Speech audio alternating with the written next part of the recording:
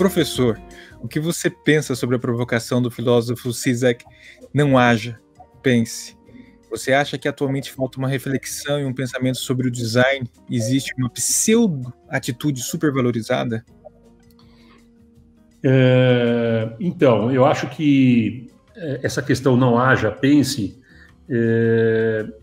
eu colocaria várias dúvidas sobre esta premissa, né?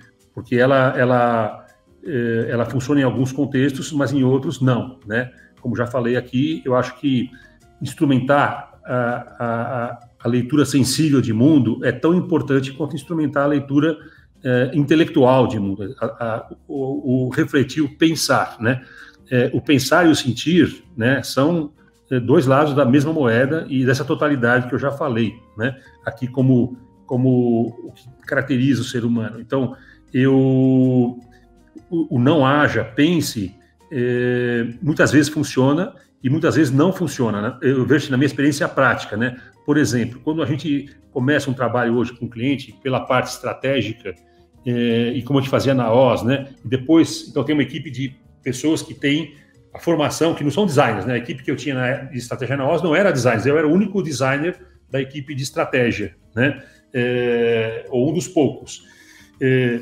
E já é uma questão, daria mais um debate inteiro sobre isso, né? E aí, quando ia terminou a parte estratégica, agora então vamos passar para os designers para eles traduzirem o que a gente concluiu em linguagem.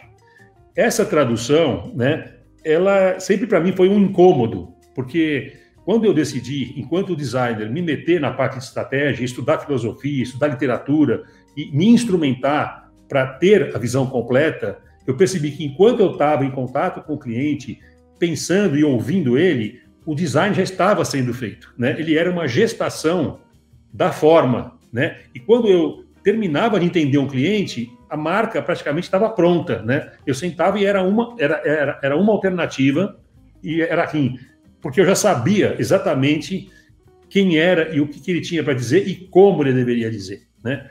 E quando você faz isso em duas etapas, você transfere para um terceiro a responsabilidade, você tem essa dificuldade de traduzir, ou seja, o que me incomodava, e aí não sei se dá para entender nesse tempinho curto, a parte de expressão de uma empresa, ela não é a legenda da parte de conteúdo dela, ela é a outra camada, é a outra dimensão de identidade, né?